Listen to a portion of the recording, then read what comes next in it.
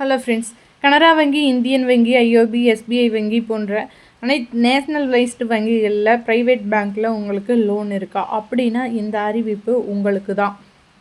அதாவது பார்த்திங்கன்னா, நகைக்கடன், வீட்டுக்கடன், தொழில் கடன், வாகன கடன் வாங்குறவங்களுக்கெல்லாம் ஒரு முக்கியமான நல்ல செய்தியாக ஆர்பிஐ சொல்ல போகிறாங்க.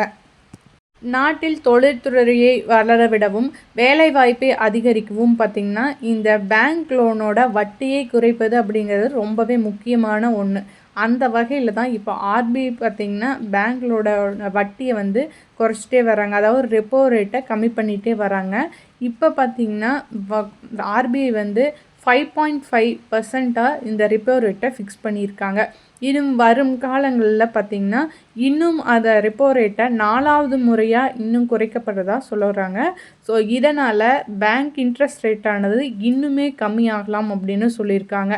இதனால் பேங்க்கில் இன்ட்ரெஸ்ட் இஎம்ஐ கட்டுறவங்களோட இஎம்ஐ ரேட்டானது இன்னும் கம்மியாகலாம்.